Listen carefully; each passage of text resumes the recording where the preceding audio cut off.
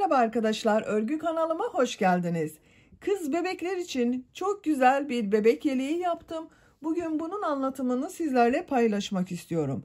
Ben bugün bu yeleği 1 yaş ölçüde yaptım arkadaşlar. Ama siz isterseniz aynı modeli daha büyük çocuklarınız için veya kendiniz için de yapıp kullanabilirsiniz. Çok şık bir ve çok kolay model arkadaşlar. Yeleğin örgüsüne yakadan yapacak olduğunuz bebeğin veya çocuğun büyüklüğüne göre zincir yaparak başlıyoruz. Roba arttırmalarını yapacağımız büyüklüğe göre tamamladıktan sonra gövde örgüsünü yapıyoruz. Etek ucunda model uyguladım. Etek ucunda yaptığım modeli bakın kol uçlarında yaptım. Ben bugün 2 sıra pembe renkli kol ucu yaptım arkadaşlar. Siz bunu istediğiniz kadar uzatabilirsiniz tercihinize göre. Yakasını da beyaz çalıştım. Pembe renk ipliğim bitti arkadaşlar. Bakın bir yumak iplik kullandım. Bu kaldı. İplik olarak da Nako Bebe 100 markalı bir iplik kullandım. Kullandığım iplik üzerinde 100 gram iplikte 360 metre var. Bundan bir yumak iplik kullandım. Çok az da beyaz iplik kullandım. Bakın buralarda çok az beyaz ipliğe ihtiyacımız var. Tığ olarak da 5 numara 3 milimetre tığ kullandım. Elinizin sıklığına göre siz daha büyük numaralı tığ da kullanabilirsiniz. Daha küçük numaralı tığ da kullanabilirsiniz. Tığ işi örgülerin yumuşak olması için çok küçük numaralı tığları kullanmamanızı tavsiye ederim arkadaşlar. Eliniz de sıkıysa benim kullandığımdan 1 numara büyük tığ kullanırsanız örgüleriniz daha yumuşak olacaktır. Bakın benim örgülerim çok yumuşak oluyor. Sert olmuyor. Elim çok sıkı değil. Düğme olarak da bakın buraya 2 tane düğme diktim. Siz isterseniz bunu 3 tane yapabilirsiniz veya tamamını da düğmeli dikebilirsiniz ön bölümün. Açık olarak da görelim yeleği. Bakın ters tarafının görüntüsü böyle. Açık olarak da bu şekilde çok şık ve çok kolay bir model arkadaşlar. Yapınca göreceksiniz. Ölçülerini de size söylüyorum. Başlamadan önce fikriniz olsun.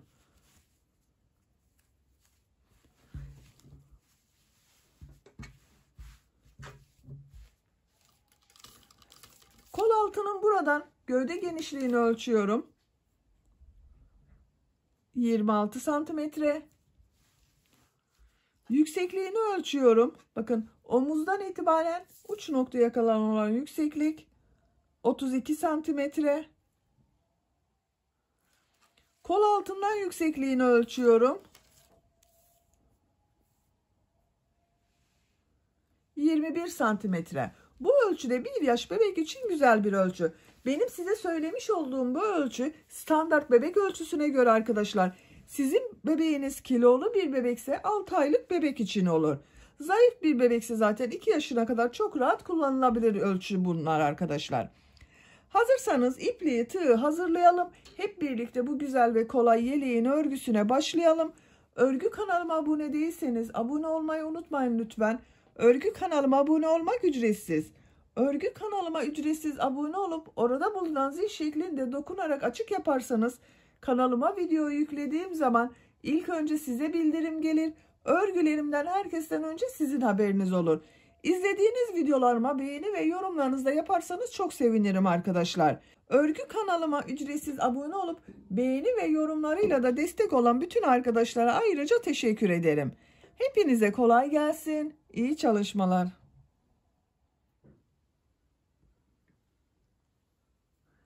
Örgüye başlamak için yakadan zincir yaparak başlıyorum. İlk önce ilmeği bakın ben bu şekilde yapıyorum. Size nasıl kolay geliyorsa ilk ilmeği öyle yapabilirsiniz. Zincirleri yapmaya başlıyorum. Çok sıkı zincirler yapmayalım arkadaşlar. Bakın çok sıkı yapmıyorum zincirleri. Bu zincirler üzerine trabzan yapacağız. 72 zincir yapalım. 72 zinciri yaptım. Çok sıkı zincir yapmadım bakın arkadaşlar. 72 zincirin kaç santimetre olduğunu ölçüyorum. Başlangıç noktasını bakın sıfıra tutuyorum. Ölçtüğüm zaman 32 santimetre zincir uzunluğu var. Benim yapacağım ölçü için 32 santimetre zincir yeterli. Sizin elinizin sıklığına tığınızın büyüklüğüne ve iplik kalınlığına göre 32 santimetre için daha fazla zincir de yapmanız gerekebilir, daha az zincir de yapmanız gerekebilir arkadaşlar. 3 zincir yapıyorum. 2, 3. Bu sırada trabzan yapacağız. Yaka ayrımlarında yapacağız arkadaşlar. Ön bölümleri, kol bölümlerini, arka bölümü bu sırada işaretliyoruz bakın. 3 ilmek atlıyorum. 1, 2, 3, 4. ilmeğe trabzan yapıyorum. 75 zincir yaptım bakın. 72'nin üzerine 3 zincir daha yaptım. Bu 3 ilmek atladığımda bir trabzan. Ön bölüm için 11 trabzan yapıyorum. Bakın 1, 2, 3, 4, 5, 6, 7, 8, 9,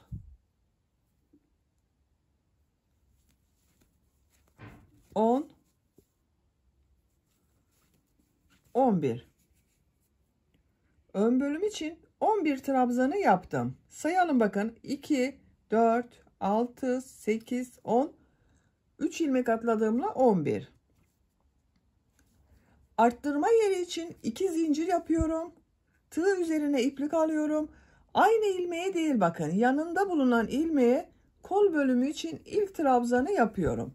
Kol bölümü için 14 trabzan yapıyorum. 1, 2, 3, 4, 5, 6, 7, 8, 9, 10, 11, 12, 13, 14. Kol bölümü için 14 trabzan yaptım. 2 zincir yapıyorum. Arka bölüm için 22 trabzan yapıyorum. Ön bölümün 2 katı oluyor arka bölüm arkadaşlar. Bakın aynı ilmeğe değil, yanında bulunan ilmek içine arka bölüm için ilk trabzanı yapıyorum.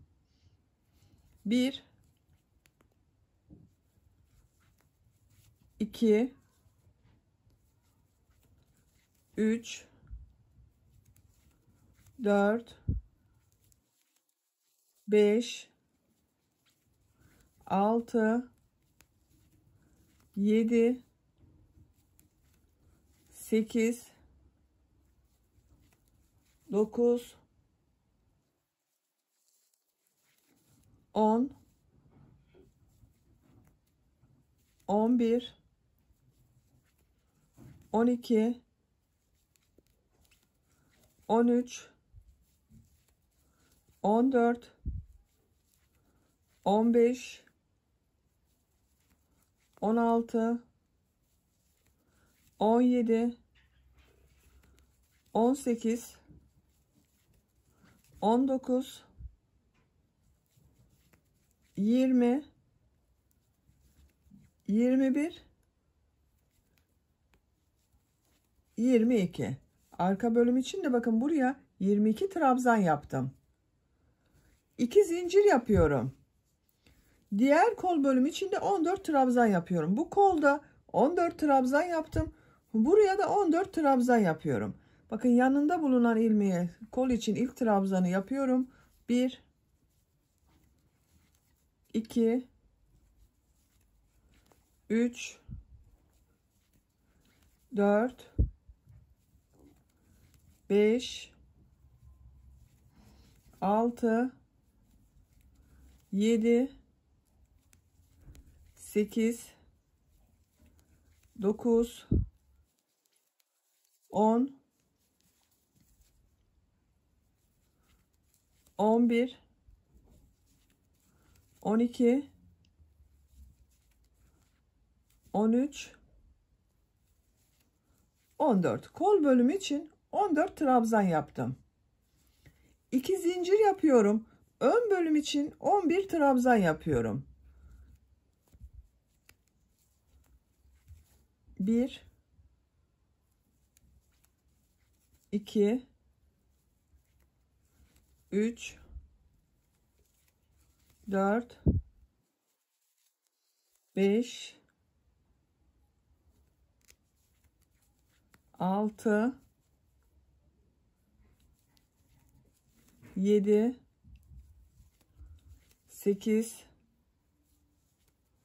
9 10 11. Bakın bu ön bölüm içinde 11 trabzan yaptım. Bu ilk sırada yaka ayrımlarını yaptık arkadaşlar. Ön bölümler için 11'er trabzan, kol bölümleri için 14'er trabzan, arka bölüm için de 22 trabzan yaptım. İkinci sıradayız. Bir zincir yapıyorum, örgüyü çeviriyorum. İlk ilmek üzerine trabzan yapıyorum. Diğer ilmekleri trabzan yaparak devam ediyorum. Her ilmek üzerine bir trabzan yapıyorum. Bu sıradan itibaren arttırmalara da başlıyoruz arkadaşlar. Bu 4 noktadan arttırmalar yapacağız. Arttırma yapacağımız yere kadar trabzanları yapıyorum.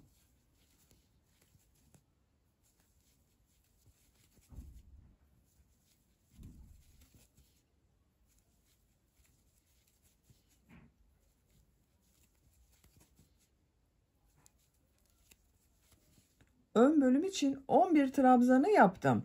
Arttırma yapacağım yere geldim. Buraya ön bölüm için 2 trabzan yapıyorum.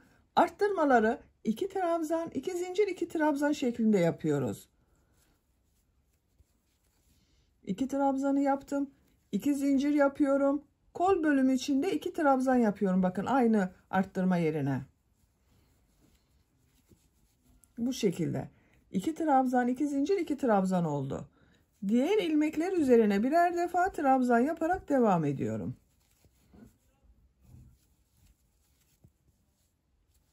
Arttırma yapacağımız buraya kadar devam edelim. Arttırma yapacağım yere kadar trabzanları yaptım. Bu arttırma yerine de 2 trabzan, 2 zincir, 2 trabzan yapıyorum.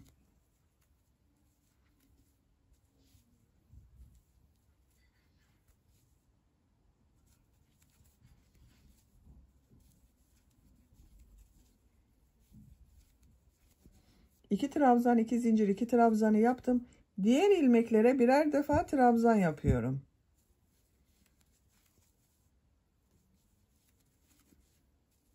Arttırma yerine kadar devam edelim. Diğer arttırma yapacağım yere kadar bakın arka bölümde trabzanları yaptım. Buraya da 2 trabzan, 2 zincir, 2 trabzan yapıyorum.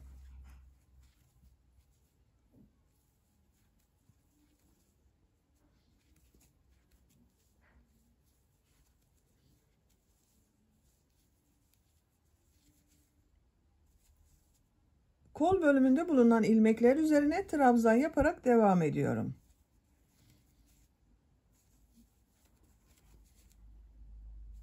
Arttırma yapacağımız buraya kadar devam edelim.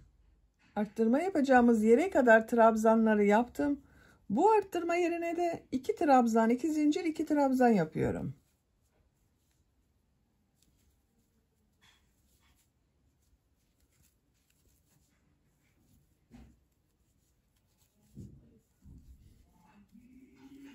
İki trabzan, 2 zincir, 2 trabzanı yaptım. Ön bölümde bulunan ilmekler üzerine trabzan yaparak devam ediyorum. Her ilmek üzerine bir trabzan yapıyorum arkadaşlar.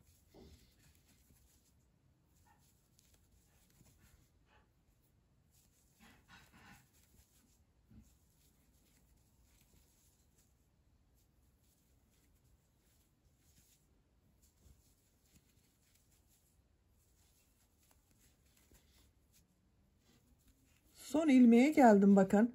Bu 3 ilmek atlayarak yaptığım bir trabzan vardı. Bunu bu zincirin üzerine bakın tığ takıyorum. Trabzan yapıyorum. Bu şekilde. Düzgün bir görüntü oldu bakın arkadaşlar. Bu sırada arttırmaları yapmaya başladık.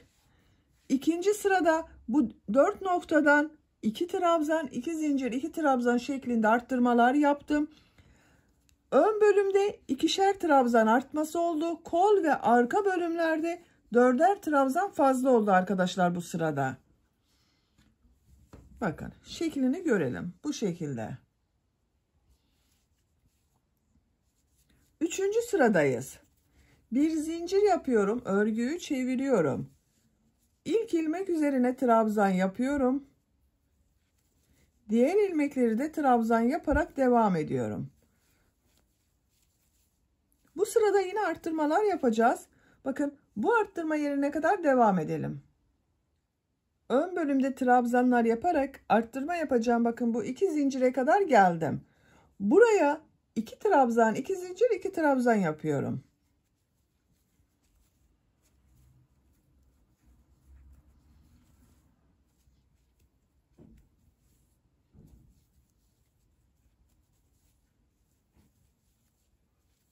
İki trabzan, 2 zincir, 2 trabzan yaptım. Diğer ilmeklere birer defa trabzan yapıyorum. Bakın arkadaşlar. Bu arttırma yerinde yine 2 trabzan, 2 zincir, 2 trabzan yaptık. İlmekler üzerine birer defa trabzan yapalım. Burada ve burada 2 trabzan, 2 zincir, 2 trabzan yapalım. Sıra sonuna kadar tamamlayalım. Sıra sonuna kadar tamamladım. Bakın ilmekler üzerine birer defa trabzan yaptım. Arttırma yerlerinde de 2 trabzan, 2 zincir, 2 trabzan yaptım. Görüntüsüne bakalım arkadaşlar. Bu şekilde. 4. sıradayız. Bir zincir yapıyorum. Örgüyü çeviriyorum. İlk ilmek üzerine trabzan yapıyorum. Diğer ilmekler üzerine de trabzan yaparak devam ediyorum. Arttırma yapacağımız buraya kadar devam edelim. Arttırma yapacağımız yere kadar trabzanları yaptım. Bu arttırma yerine yine 2 trabzan, 2 zincir, 2 trabzan yapıyorum. Bakın arkadaşlar hiç değişmiyor arttırma yerinde yaptığımız trabzanlar. Hepsinde 2 trabzan, 2 zincir, 2 trabzan yapıyoruz. 2 trabzan, 2 zincir, 2 trabzanı yaptım. Diğer ilmeklere birer defa trabzan yapıyorum. Bakın bu şekilde. Şöyle bir de katlayıp görelim arkadaşlar. Bakın üst üstüne getiriyorum arttırma yerlerine. Bu şekilde. Robanın örgüsü bu şekilde devam edecek. Bu 4 noktadan 2 trabzan, 2 zincir, 2 trabzan yapıyoruz. Diğer trabzanlar üzerine birer defa trabzan yapıyoruz. Her sırada bu 4 noktadan arttırma yapmayı unutmayalım arkadaşlar. Bebeğin büyüklüğüne göre roba sırasını bu 4 noktadan arttırmalar yaparak tamamlayalım gelelim. Robanın örgüsünü bu 4 yerden arttırmalar yaparak 10 sıra olarak tamamladım. Sayıyorum. 1, 2, 3, 4, 5, 6, 7, 8, 9, 10. Santimetre olarak da ölçüyorum arkadaşlar. Bakın bu şekilde ölçtüğüm zaman 9 santimetre. Bu şekilde ölçtüğüm zaman 11 santimetre roba yüksekliği var. Benim yapacağım ölçü için yeterli. Bu sıradan itibaren kolları gövdeden ayırıyorum. Örgüye gövdenin örgüsüyle devam ediyorum. 11. sıradayım. Bir zincir yapıyorum. Örgüyü çeviriyorum.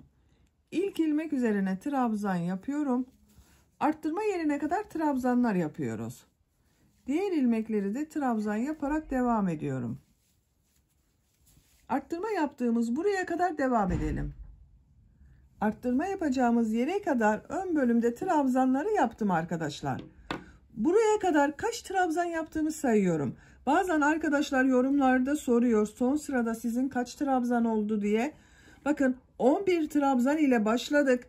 İkinci sıradan itibaren her sırada ikişer trabzan arttırması yaptım. Sayıyorum bakın. 2, 4, 6, 8, 10, 12, 14, 16, 18, 20, 22, 24, 26, 28, 29. Bir sırada burada 29 trabzan var. Her sırada 2 2 arttırma yaptım. Bu arttırma yerine bir trabzan yapıyorum. Kol altı için bir zincir yapıyorum. Çok sıkı yapmadım arkadaşlar zinciri. Tığın üzerine iplik alıyorum. Kol bölümünde bulunan bütün trabzanları atlıyorum. Bakın kol ile arka bölümü ayıran bu arttırma yerine bir trabzan yapıyorum. Bir zincir ile bakın ön ile arka bölümü birleştirdim. Kol bölümünü burada ayırdık. Arka bölümde bulunan ilmekler üzerine trabzanlar yaparak devam ediyorum.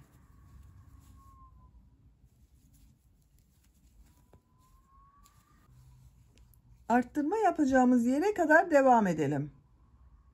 Arka bölümde bulunan ilmekler üzerine trabzanları yaptım. Arttırma yaptığımız yere geldim bakın arkadaşlar.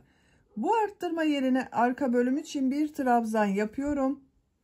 Kol altı için bir zincir yapıyorum. Çok sıkı yapmadım bakın zinciri. Tığ üzerine iplik alıyorum. Kol bölümünde bulunan bütün ilmekleri atlıyorum. Kol ile ön bölümü ayıran bu arttırma yerine bir trabzan yapıyorum. Bakın diğer kol altında buraya yaptım. Ön ve arka bölümü birleştirdim. Ön bölümde bulunan ilmekler üzerine trabzan yaparak devam ediyorum.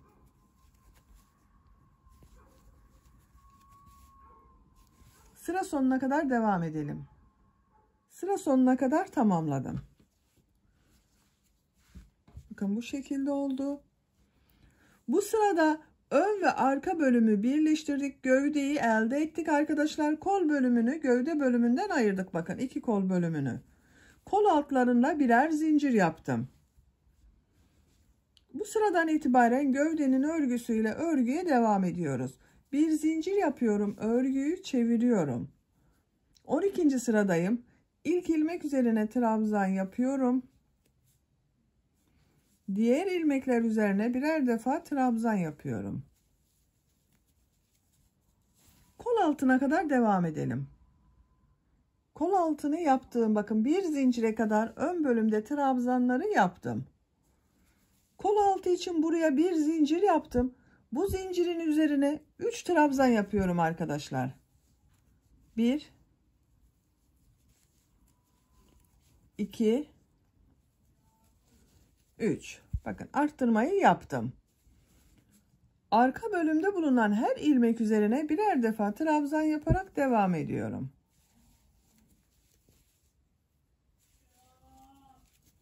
Bakın kol altının görüntüsü böyle oldu. Diğer kol altını yapacağımız buraya kadar devam edelim. Diğer kol altına kadar bakın arka bölümde trabzanları yaptım. Bu kol altında bakın bir zincir üzerine 3 trabzan yaptım. Burada bulunan bir zincir üzerine de 3 trabzan yapıyorum. 1 2 3. Bakın. Ön bölümde bulunan ilmeklere trabzan yaparak devam ediyorum. Sıra sonuna kadar devam edelim. Sıra sonuna kadar tamamladım. Bakın arkadaşlar, bu sırada her ilmeğe birer defa trabzan yaptım. Kol altlarında bir zincir üzerine 3'er tane trabzan yaptım sadece. Artık örgü bu trabzan sayısıyla devam edecek. Bir zincir yapıyorum, örgüyü çeviriyorum. İlk ilmek üzerine trabzan yapıyorum. Diğer ilmekleri de trabzan yaparak devam ediyorum. Bakın. Bu şekilde trabzanlar yaparak sıra sonuna kadar devam edelim. Sıra sonunda bir zincir yapıp geriye dönelim. Trabzan sırasını yaparak örgüye devam edelim arkadaşlar. Tercihinize ve bebeğinizin büyüklüğüne göre bu trabzan sıralarını tekrarlayarak gövde bölümünün örgüsüne devam edelim. Gövde örgüsünü kol altı yaptığım buradan sonra 15 sıra trabzan sırası yaptım arkadaşlar. Sayıyorum bakın. 1, 2, 3, 4, 5, 6, 7, 8, 9, 10, 11, 12, 13, 14, 15. Santimetre olarak da ölçüyorum. Ölçtüğüm zaman 12 santimetre yükseklik var. Benim yapacağım ölçü için yeterli. Siz daha küçük bebek için yapıyorsanız bunu 2 veya 3 sıra önceden bırakabilirsiniz arkadaşlar. Bu sıradan itibaren modelli bölüme başlıyorum. Bakın en son ilmeği de trabzanı yaptım. Bir zincir yapıyorum. Örgüyü çeviriyorum. İlk ilmek üzerine trabzan yapıyorum. İpliği tığın üzerine alıyorum. Başlangıçta 2 ilmek atlıyorum. 1, 2, 3. ilmek içine 3 trabzan, 2 zincir, 3 trabzan yapıyorum.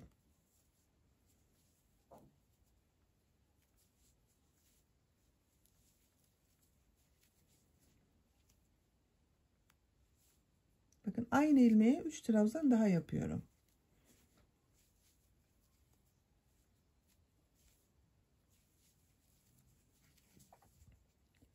Üç trabzan, 2 zincir, 3 trabzanı yaptım. Tığ üzerine iplik alıyorum. 3 ilmek atlıyorum. 1, 2, 3. 4. ilmeğe 3 trabzan, 2 zincir, 3 trabzan yapıyorum.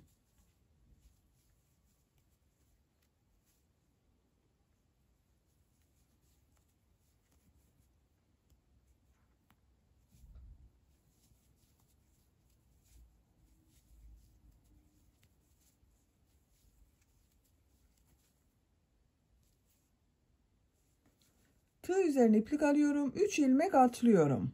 4. ilmeğe 3 trabzan, 2 zincir, 3 trabzan yapıyorum.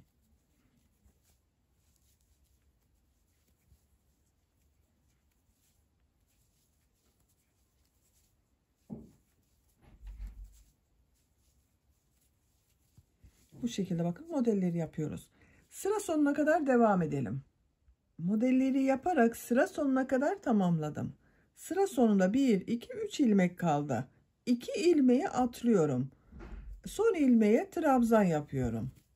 Bakın sıra başında da bir trabzan yaptım, 2 ilmek atladım, modele başladım. Sıra sonunda da aynı oldu. Bakın görüntüsü böyle arkadaşlar. İki tarafın görüntüsünün eşit olması görsel açısından çok daha güzel olacaktır. Bir zincir yapıyorum, örgüyü çeviriyorum. İlk ilmek üzerine trabzan yapıyorum. Aynı şekilde modelleri yapıyoruz yine. İpliği tığın üzerine alıyorum. Bu 2 zincirli boşluğa 3 trabzan, 2 zincir, 3 trabzan yapıyorum.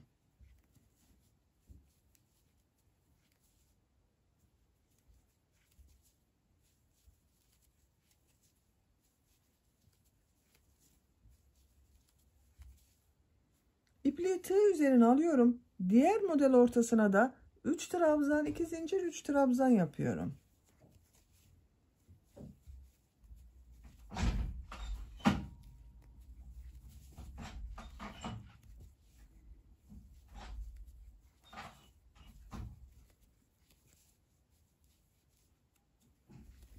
Üç trabzan, 2 zincir, 3 trabzan yaptım. Diğer model ortasına geçiyorum. Buraya da 3 trabzan, 2 zincir, 3 trabzan yapıyorum. Bakın arkadaşlar bu sırada yaptığımızın aynısını yapıyoruz. Sıra sonuna kadar devam edelim. İkinci model sırasında sıra sonuna kadar tamamladım. Son ilmek üzerine bakın burada yaptığım trabzanın üzerine de bir trabzan yapıyorum.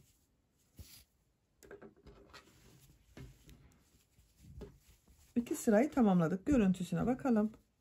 Bakın bu şekilde oluyor arkadaşlar.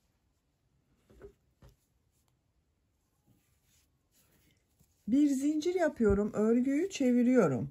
İlk ilmek üzerine trabzan yapıyorum. Yine bu model ortasına 3 trabzan, 2 zincir, 3 trabzan yapıyorum.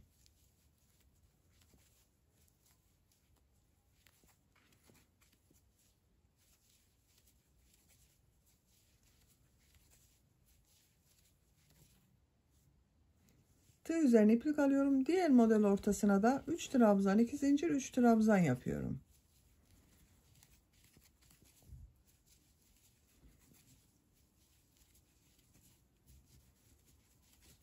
Bakın bu şekilde. Sıra sonuna kadar devam edelim. Sıra sonunda bir zincir yapıp geriye dönelim. Model sıralarına devam edelim. Bu gövde yüksekliğini tercihinize ve bebeğinizin büyüklüğüne göre model sıralarını tekrarlayarak devam edelim arkadaşlar. Model sırasını 6 sıra olarak tamamladım. Sayıyorum. 1, 2, 3, 4, 5, 6. Bu yükseklik benim için yeterli arkadaşlar. Siz tercihinize göre bunu 7-8 sırada yapabilirsiniz. En son bakın, modelden sonra sıra sonunda bir trabzan yaptım. İpliği kesiyorum.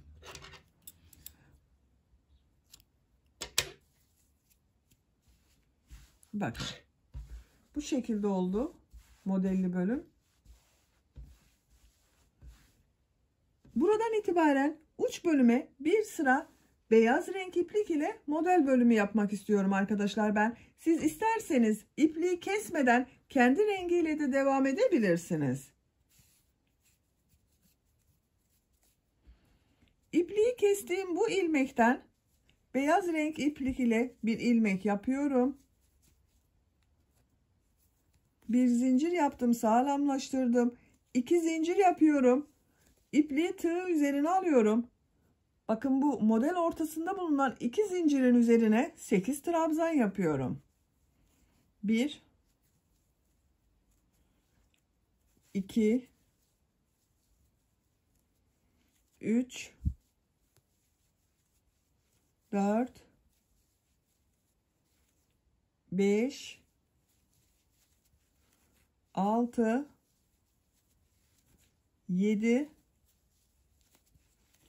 8 trabzanı yaptım. İpliği tığ üzerine alıyorum. Diğer model ortasına da 8 trabzan yapıyorum.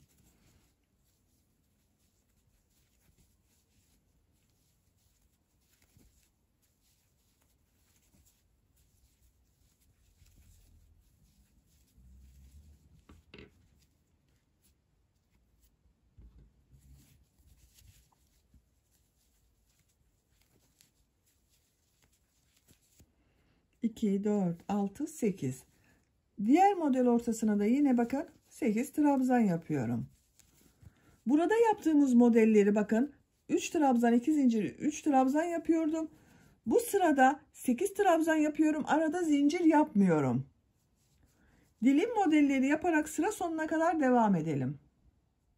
Dilim modelleri yaparak sıra sonuna kadar tamamladım. 8'er trabzan yaptım bakın arkadaşlar. Sıra sonunda bu bir trabzanın üzerine yine bir trabzanı yapıyorum.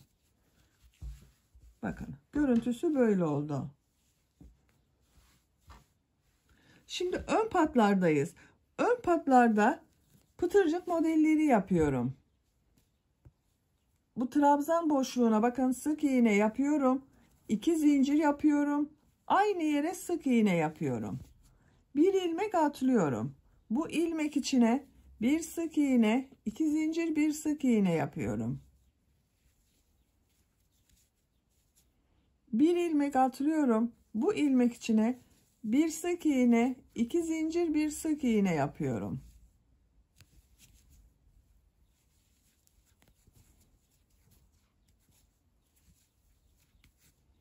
Bakın, bu şekilde pıtırcık modelleri yapıyoruz. Bu ön patta buraya da düğme iliği yapmak istiyorum ben arkadaşlar. Bakın, bu kol ayrımı yaptığımız buraya kadar pıtırcık modelleri yaparak devam edelim. Ön patta pıtırcık modelleri yaparak bu kol ayrımı yaptığım sıraya kadar tamamladım arkadaşlar. Bakın, buraya bakın, birisini buraya olmak üzere 2 tane düğme iliği yapmak istiyorum ben. Siz isterseniz bunu 3 tane yapabilirsiniz. Bir sıra aşağıdan başlayarak 3 düğme iliği de yapabilirsiniz. Ben 2 düğme iliği yapıyorum.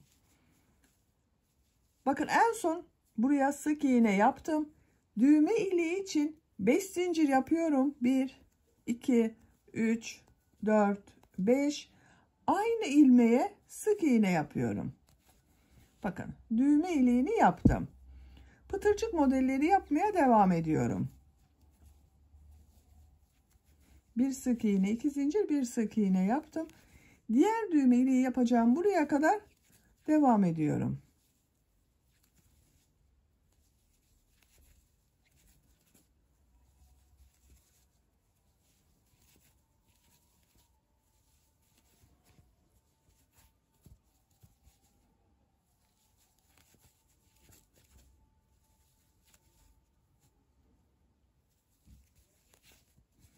Bakıyorum şöyle arkadaşlar. Buraya yaparsam iyi olacak düğme iliğine. Düğme iliği için 5 zincir yapıyorum. 3, 4, 5. Aynı ilmeğe sık iğne yapıyorum. Bakın ikinci düğme iliğini de buraya yaptım. Bir burada, bir burada. Ben bugün ince bir düğme dikmek istiyorum. Onun için 5 zincir yeterli. Siz buraya dikecek olduğunuz düğmenin büyüklüğüne göre bu zincir sayısını 6 yapabilirsiniz, 7 yapabilirsiniz. Son ilmeğe de sık iğne yapıyorum. Bakın bu ön patın örgüsünü tamamladık. Diğer ön patta da pıtırcık modelleri yapacağız. Boyun çevresinde, bakın bu yakanın çevresinde sık iğneler yapıyorum. Pıtırcık modeli yapmıyorum. Bu ilmeğe sık iğne yapıyorum. Diğer ilmeklere de birer defa sık iğne yapıyorum.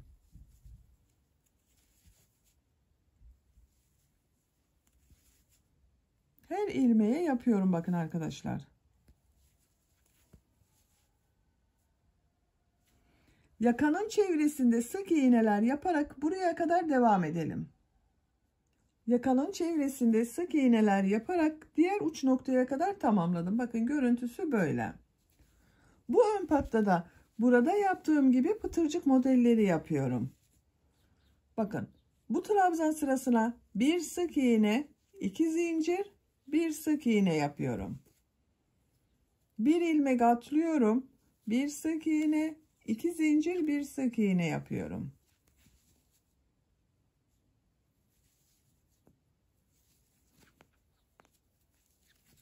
Bu aralarda atlama ilmeğini arkadaşlar elinizin sıklığına göre ayarlama yapabilirsiniz. Pıtırcık modelleri yapıyoruz. Sıra sonuna kadar devam edelim. Ön patta pıtırcık modelleri yaparak uç noktaya kadar tamamladım. Son yaptığım pıtırcık modelini burada yaptığım bu modeliyle bakın ilmek kaydırma yaparak birleştiriyorum. İpliği kesiyorum.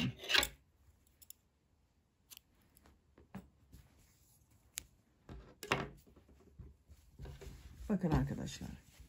Bu şekilde oldu. Ön patların görüntüsü böyle. Bu düğme iliği yaptığımız yerlerin tam karşısına düğme dikeceğiz. Yakanın görüntüsü böyle. Şimdi buraya yaka çalışması yapmak istiyorum ben. Bu modelden beyaz renk iplik ile yaka yapıyorum. Bu ön pattan başlıyorum bakın. Şurada görünen, bakın bu ilk trabzan sırasının burada görünen bir ilmek var. Bundan ipliği bir defa bağlıyorum.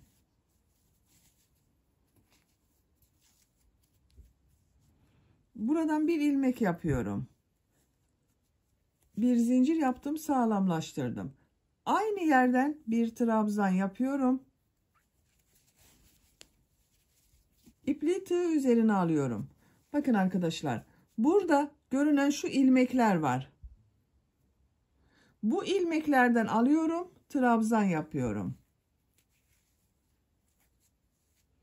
Tığ üzerine iplik alıyorum. Bakın bu ilmeği alıyorum, trabzan yapıyorum. Bu ilmeği alıyorum, trabzan yapıyorum.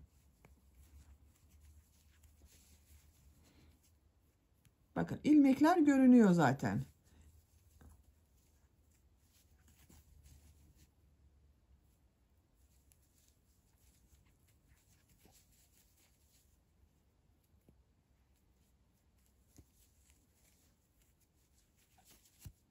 Şu şekilde. Bakın bu ilmeklerden aldığımız için bu yaka gövde bölümüne yatık görünüyor arkadaşlar.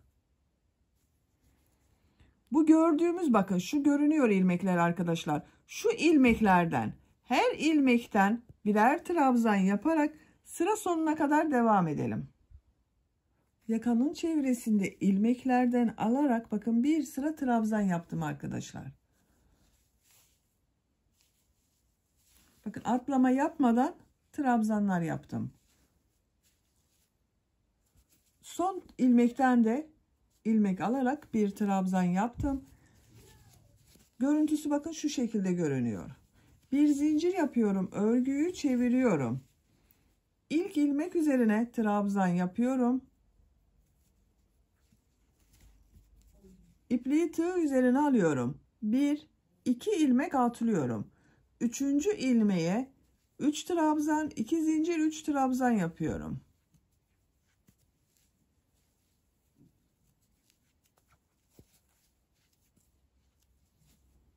Bakın aynı ilmek içine yapıyorum.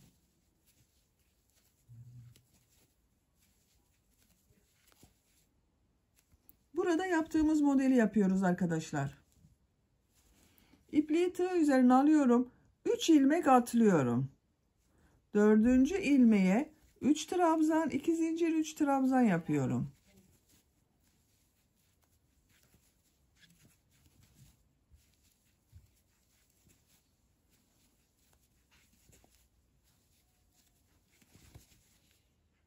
Üç ilmek atlıyorum. 4. ilmeğe 3 trabzan, 2 zincir, 3 trabzan yapıyorum. Bakın şu şekilde modeller oluyor. Sıra sonuna kadar devam edelim.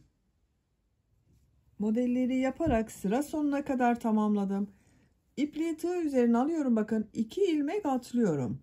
Son ilmek üzerine trabzan yapıyorum. Sıra başında da ilk trabzanı yaptım. 2 ilmek atladım. Model başladım. Sıra sonunda da öyle oldu bakın arkadaşlar. Bu ilk sıraya kaç trabzan yaptığımı söylemeyi unuttum arkadaşlar. 70 trabzan yaptım ben. Bu birinci sırada 70 trabzan var. Buraya kaç model yaptığımı sayıyorum. 2, 4, 6, 8, 10, 12, 14, 16, 17 model var. 17 model oldu. Bakın bu sıra sonunda 2 ilmek atlamak için burada bakın arkadaşlar 2 ilmek atladım. 3 ilmek atlamadım. Sıra sonu düzgün denk gelsin diye burada bir yerde 2 ilmek atladım. 3 ilmek atlamadım. Model denk gelsin diye. Sıra sonundayım. Bir zincir yapıyorum. Örgüyü çeviriyorum. İlk ilmek üzerine trabzan yapıyorum. İpliği tığ üzerine alıyorum. Model ortasında bulunan bu 2 zincirin içine 3 trabzan, 2 zincir, 3 trabzan yapıyorum.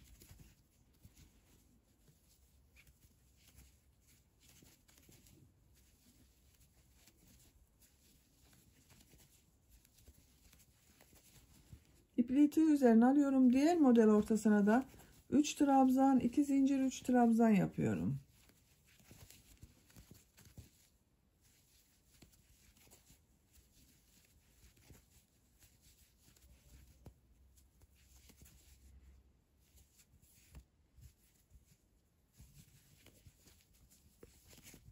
Bu şekilde bakın.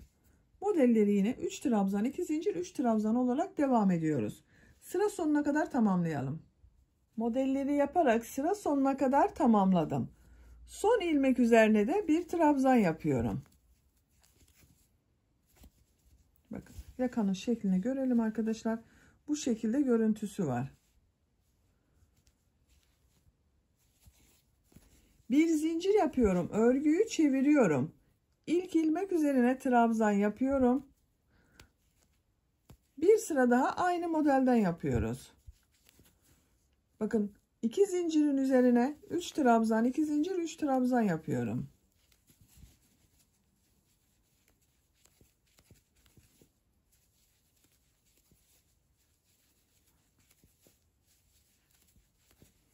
Üç trabzan, 2 zincir, 3 trabzanı yapıyorum. Diğer model ortasına geçiyorum. Oraya da 3 trabzan, 2 zincir, 3 trabzan yapıyorum.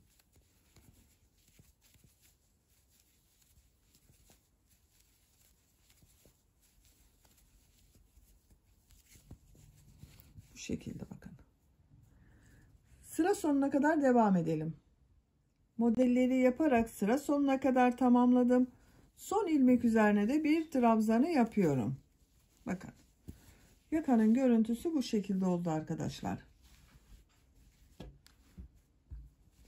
Arka görüntüsü de böyle bakın. Son sıra olarak dilim modelleri yapıyorum. Bir zincir yapıyorum. Örgüyü çeviriyorum. İlk ilmek üzerine trabzan yapıyorum. İpliği tığ üzerine alıyorum. Bu 2 zincirli boşluğa bakın, model ortasına 8 trabzan yapıyorum. 1 2 3 4 5, 6, 7, 8. 8 trabzanı yaptım.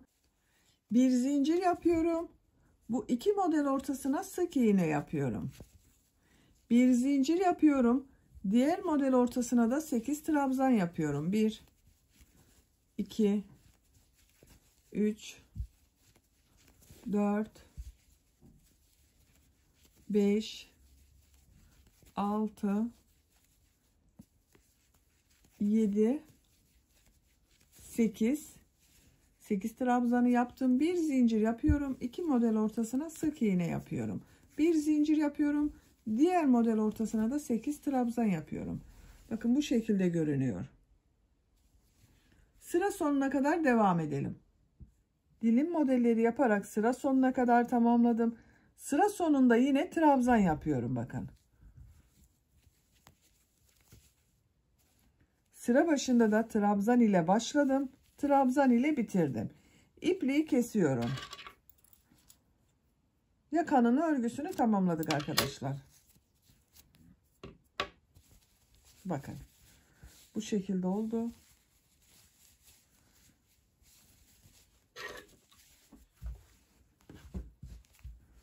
Şöyle bakın. Görüntü olarak böyle görünüyor. Buraya da düğmesini diktiğimiz zaman güzel görünecektir. Kol uçlarında yapalım. Bakın ben kolun örgüsünün birisini yaptım. Bu şekilde 2 sıra pembe renk ile model yaptım. Ucuna da burada yaptığım gibi dilim modelleri yaptım. Modelleri yapmadan önce bir sıra trabzan sırası yapıyorum. Bakın burada bir boşluk görünüyor gibi. Onu tamamlamak için kol altında bir sıra trabzan sırası yapıyorum. Kol altında yaptığım bir zincir vardı. Bu zincirden ipliği bir defa bağlıyorum.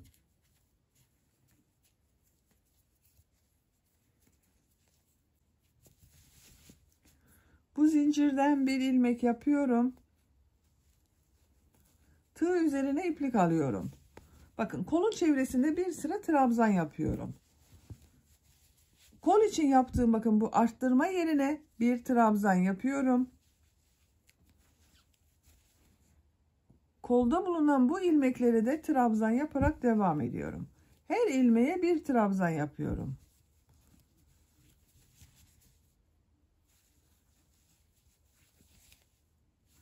Kol çevresinde trabzanlar yaparak başladığımız yere kadar devam edelim.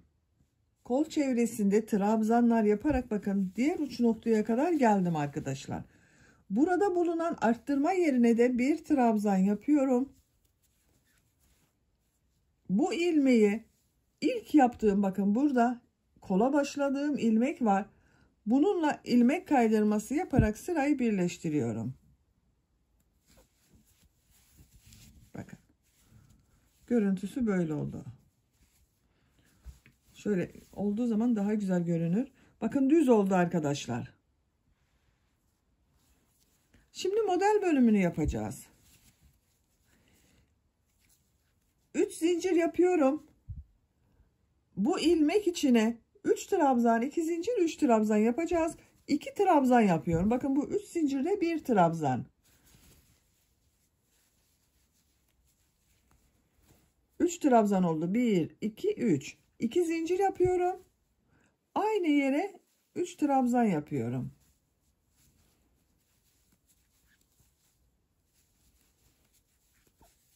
Üç trabzan, 2 zincir, 3 trabzan oldu. İpliği tığ üzerine alıyorum. 1, 2, 3 ilmek atlıyorum. Dördüncü ilmek içine 3 trabzan, 2 zincir, 3 trabzan yapıyorum.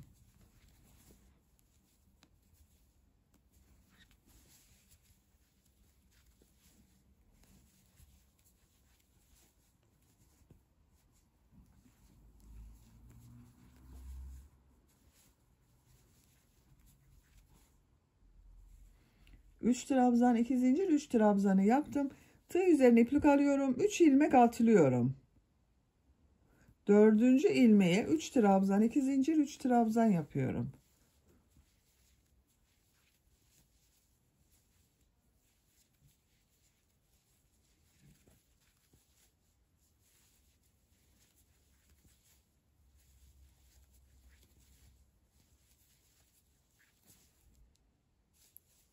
3 ilmek atlıyorum. 4. ilmeğe 3 trabzan, 2 zincir, 3 trabzan yapıyorum. Bakın böyle model yapıyoruz. Aynı burada yaptığımız gibi arada 3'er ilmek atlıyoruz. 3 trabzan, 2 zincir, 3 trabzan şeklinde model yapıyoruz. Sıra sonuna kadar devam edelim. Kol çevresinde modelleri yaparak bakın sıra sonuna kadar tamamladım. Son model ile ilk yaptığım bu modeli bakın bu ilmekten ilmek kaydırma yaparak birleştiriyorum.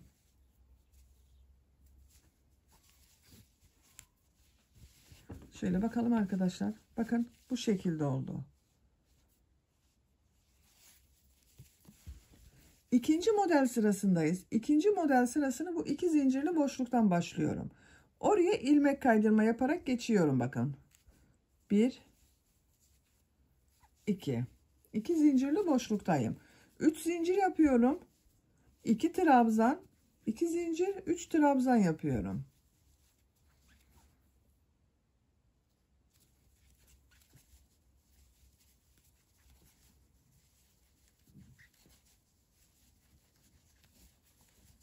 Diğer model ortasına da 3 trabzan, 2 zincir, 3 trabzan yapıyorum.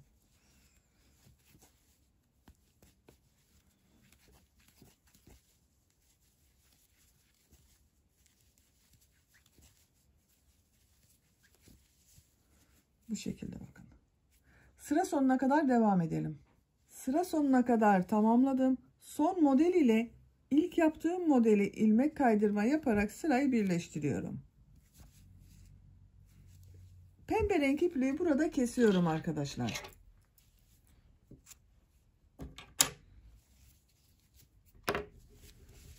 Bakın 2 sıra model yaptım.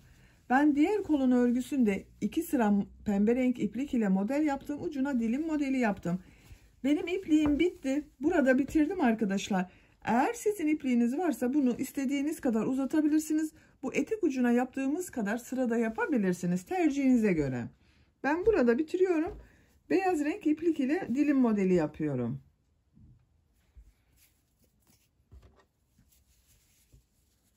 Bakın model ortasından ipliği bağlıyorum. İlmek yapıyorum. 3 zincir yapıyorum. Trabzan yapıyorum. 8 trabzan yapıyoruz. Aynı burada yaptığımız gibi bakın. 8 trabzan yapıyorum. Bu 3 zincirde bir trabzan 1 2 3 4 5 6 7 8 tığ üzerine iplik alıyorum. Diğer model ortasına da 8 trabzan yapıyorum. Sıra sonuna kadar devam edelim. Sıra sonuna kadar tamamladım. Son model ile ilk yaptığım modelin bakın bu ilmeği ilmek kaydırma yaparak sırayı birleştiriyorum. İpliği kesiyorum.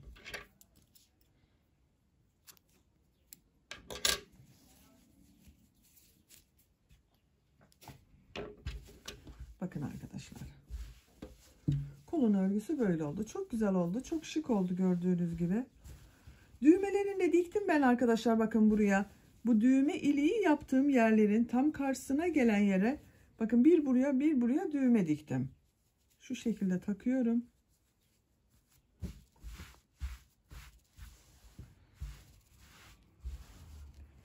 Yakanın görüntüsüne de bakalım. Yakanın görüntüsü böyle. Kolları böyle. Bakın çok şık ve çok güzel oldu. Arka görüntüsü de bu şekilde. Bitmiş olarak ölçülerini size söylüyorum. Kol altının buradan gövde genişliğini ölçüyorum. 26 santimetre.